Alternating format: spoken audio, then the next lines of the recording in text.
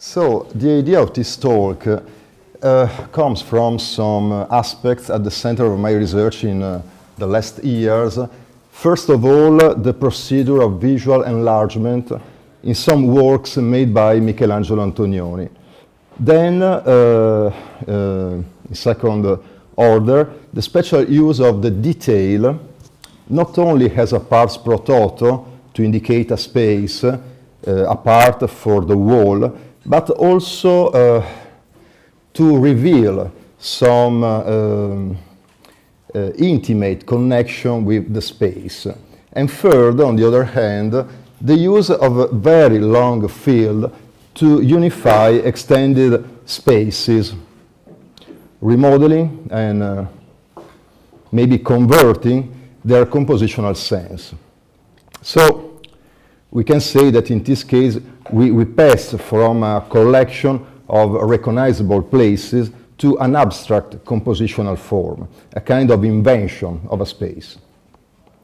And these three aspects are, in my opinion, much closer to each other than they seem in a first vision. And for me, first of all, at the center of this investigation, there is the relationship between landscape and gaze. Certainly, the experience that I made as a director with the documentary film Logos Zanzotto in Dennis, sorry to interrupt. The director has asked you to move across so that he can actually get you in frame. So I have to go where? Move as far over as possible. Okay. Just for the people online. Thank you. I will not start again, clearly. Okay. Okay. I was telling that the experience that I made as director for this film documentary, Logos Zanzotto, a work dedicated to the poet Andrea Zanzotto, deeply influenced my point of view. And I have to say that the poet Andrea Zanzotto remains one of the great voices who spoke of landscape, and not only in Italy. This is another image of the work. Regarding this relationship between landscape and gaze, I would like to introduce now an important work made by Michelangelo Antonioni. Enchanted Mountain is the title of a series of 118 pictorial photographic works created by Antonioni from the early 1960s, starting from some of his paintings. This is a first example. Le Montagne Incantate is the Italian name, clearly. It is known that in the period before Deserto Rosso, Red Desert, made in 1964, during a stay in Umbria, a region of Italy, in a small village called Spello, Antonioni was surprised by the suggestive vision of the Infiorata, the so-called Infiorata, a local tradition linked to the Corpus Dominis celebration, which includes the public creation of religious images made with flower petals. What fascinated Antonioni's gaze was, first of all, the free use of color, as well as the large scale of these works, made with minimal elements such as petals. Enchanted Mountains extends in a personal way this technical process. At that time, Antonioni had begun making some small watercolors on thick papers, una carta spessa, we can say in Italian. The size of the first one was more or less 21 per 30 centimeters, so more or less a normal paper. Sometimes these watercolors depicted mountainous landscapes. In other cases, just abstract figures. But it was only 15 years later, toward the end of the 70s, that Antonioni took up these watercolors again, sometimes cutting them up, tearing them up, and reducing their size to the point of leaving only pictorial details. And from these details, these little details, it was possible to notice, for example, a white crest, created by the torn paper, the white crest that you can see there, for example. And these pictorial details were later photographed by Antonioni, then enlarged, in some cases reaching the size of an entire room wall, from a little detail to an entire room wall. Enchanted Mountains was exhibited for the first time in 1983 at the Correr Museum in Venice, and at the same time at the Gallery of Modern Art in Rome. Regarding their origin, Antonioni recalls, I started with abstract things. One day, while reassembling small fragments of a torn painting, I realized that they were mountains. One of these paintings, seen through the lens, gave me strange sensations. I was fascinated by the material of the work, clearly. In an interview with a young Emmanuel Carrère in 1985, Antonioni emphasizes the importance of the initial detail. I like to work with small formats because that increases the surprise of the enlargement. It's an act of revelation, in the opinion of Antonioni, to enter into the life of the matter. The process used for Enchanted Mountains clearly picks up on the idea of developing and enlarging the image already revealed in his film Blow Up in 1966. Based on the story by Julio Cortázar, The Drawings of the Devil, with Thomas, the protagonist played by David Hemmings, who enlarged some photographs in search of a clue that reality seems to deny. An eye-opening movie about the dynamics of visual enlargement and the possibilities of sensory alteration dictated by the dimensional relationship of the image. But Enchanted Mountains is also an extraordinary example of how the forms of vision have the possibility to recreate the idea of landscape and renew our concept of space. In Enchanted Mountains, the final work is given neither by the individual paintings nor by their specific photographic reproduction. The final work is given by the enlargement of small details of these paintings, capable of generating a radically renewed relationship between work of art and gaze. The enlargement of these pictorial traces, in fact, generates a process capable of revealing a new reality. A series of photographic blow-ups intended to create mountain peaks where originally there were only spots of color, chromatic matter, features of informalism. With this collection, Antonioni reaffirms the value of technology as a producer of meaning. But in Enchanted Mountains, we are also witnessing a dialogue between techniques, different techniques. Photographic act intervenes on pictorial act. It influences pictorial act, conditions pictorial act, subordinates pictorial act. For instance, from the same original pictorial fragment, many different kinds of enlargement can be made, many different works can be made, depending on the type of photographic development. This is an example, Montagne Incantate #1, and then another example of Montagne Incantate from the same pictorial element. The final work is the enlargement, not the original painting, said Antonioni. Enchanted Mountains seem to reconsider certain postulates of informalism, in particular by Mark Rothko, to whom Antonioni wrote a well-known letter in 1962, emphasizing the drama, which means the poetry, present in Rothko's paintings in the color of his canvases. But Antonioni also demonstrates his knowledge of Piet Mondrian's dunes, created in 1910s, and of course, Jean Dubuffet texturologies, created in 1950s, thus broadening the range of visual references that likely provoked and guided Antonioni's pictorial acts. For example, from texturologies, we can consider a connection with this kind of mountain enchanted, or enchanted mountain. Antonioni's proximity to pictorial art is well known, practiced because it has no producer, as Antonioni said, and even more quoted, referenced, and renewed with his film works.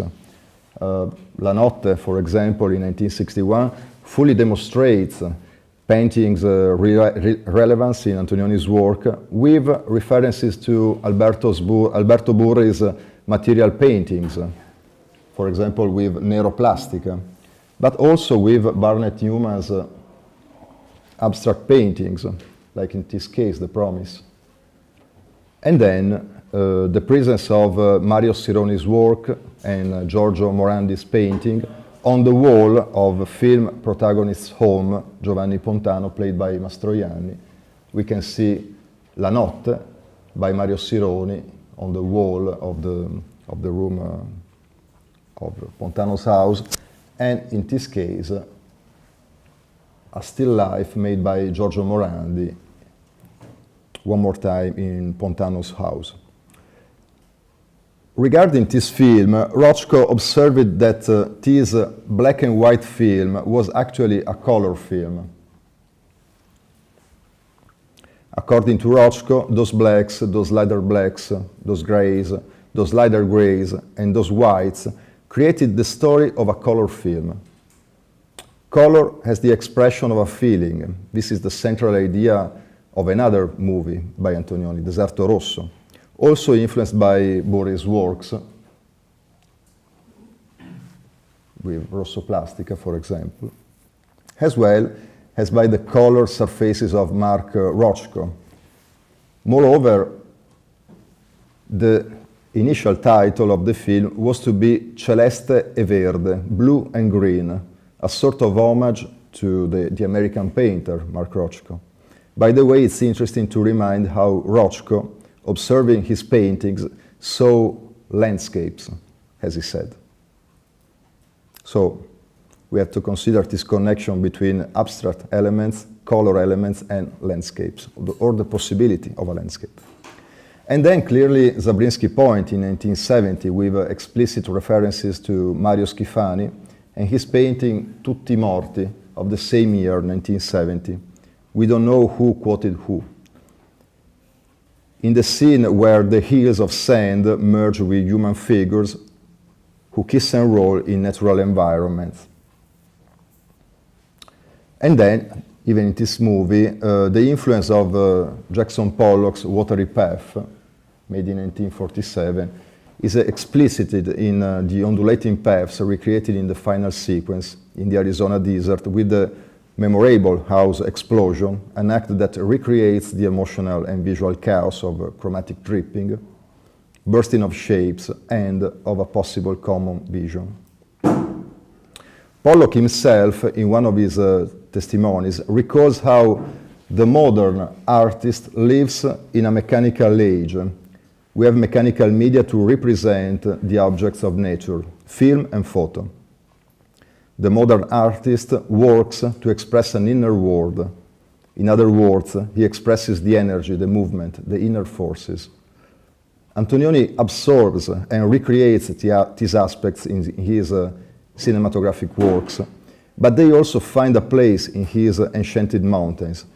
This work renews the value and the specificity of color, of its use, updating the concepts expressed by Antonioni in one of his first and essential articles written in 1942 and entitled Hegel's Suggestions. Antonioni quotes the philosopher's words, "It is the color that makes a painter, says Hegel. Painting only using color can exteriorize one's own living radiance, il suo splendore vivente.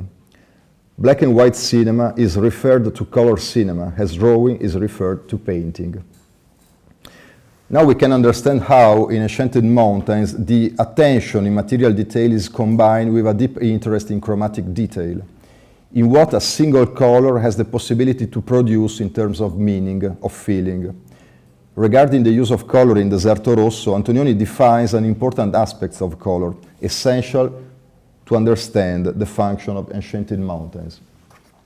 There is no color at all. It's always a relationship between object and observer, the physical state of the observer, between object and direction of one light rays, which illuminate it, between matter, which forms the object, and psychological state of the observer, in the sense that these two aspects mutually influence each other.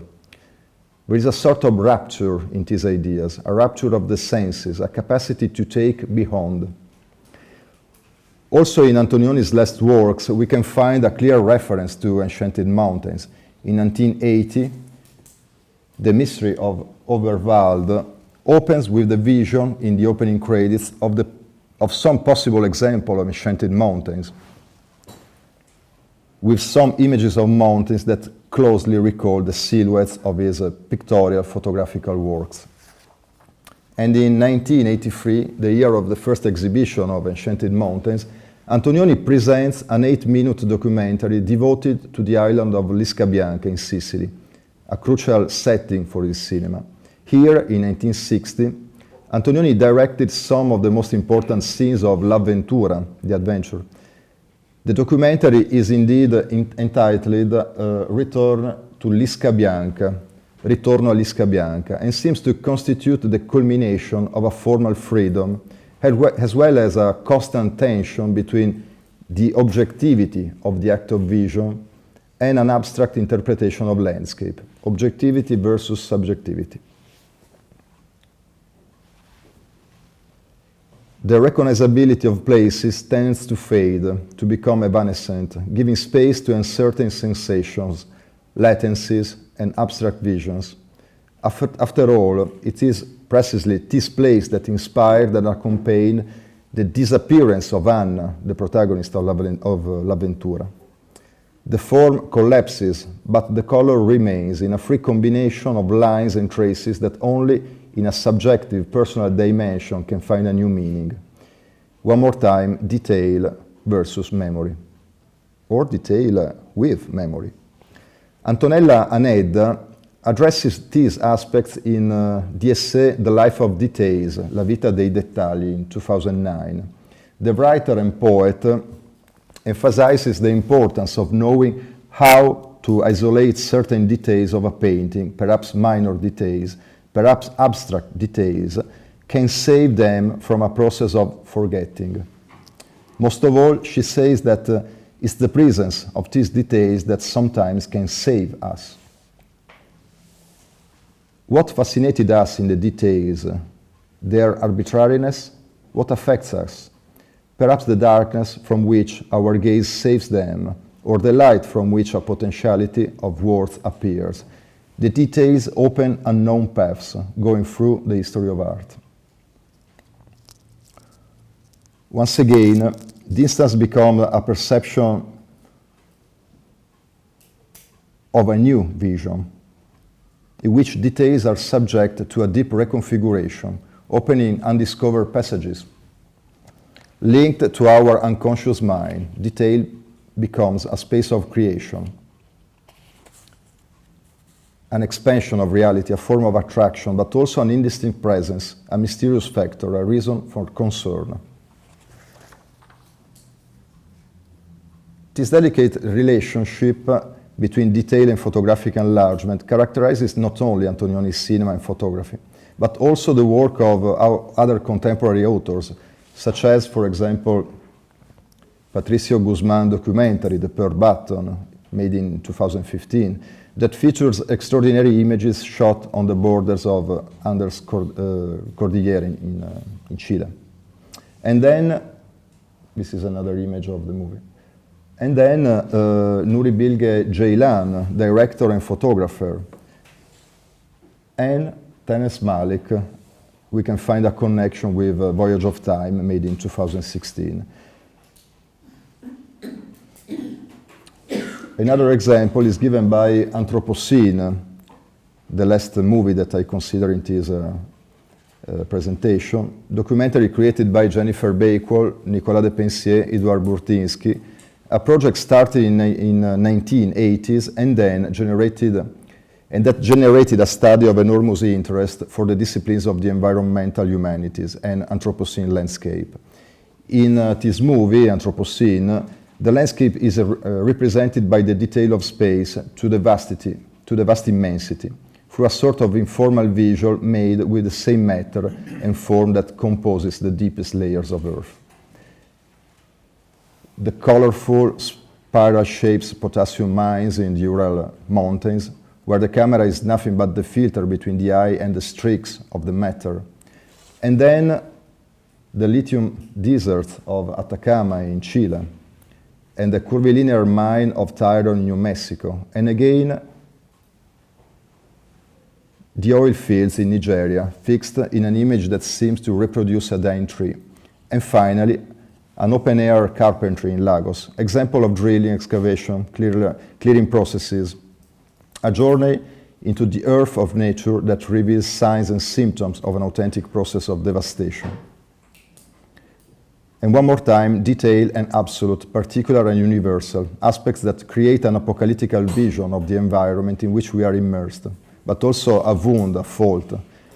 And I would like to share one last image, still from the movie Anthropocene. The image is still this one.